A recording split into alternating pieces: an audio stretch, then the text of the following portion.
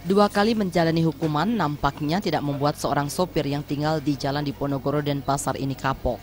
Pasalnya, MN yang baru menghirup udara segar kini kembali menjalani hukuman akibat perbuatannya menyimpan 5 paket ganja dan pecahan ekstasi yang rencananya diedarkan dan dikonsumsi sendiri. Tersangka diamankan petugas sesaat setelah masyarakat melihat tersangka mengedarkan barang haram tersebut di depan rumahnya. Tersangka lainnya yakni WS diamankan saat melintas di Jalan Pemogan Denpasar. Dari hasil penggeledahan, petugas menemukan 1 paket sabu yang rencananya akan dikonsumsi.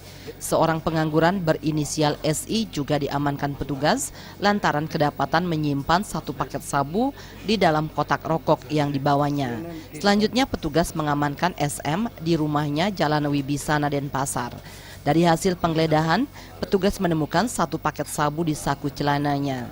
Keempat tersangka dan barang bukti kemudian dibawa ke Polresta Denpasar untuk pemeriksaan lebih lanjut. Sebagai pengedar, jadi keempat orang ini kita amankan, ada yang di rumahnya sendiri, kemudian juga ada yang di jalan. Ya. Sementara ini kita masih kembangkan penyidikannya, jadi untuk kita lebih mendalami lagi, ya seperti apa modus-modusnya, termasuk juga tersangka lain. Kasat Narkoba Polresta Denpasar Kompol Igede Ganevo mengatakan pihaknya masih mendalami pemasok barang ilegal tersebut.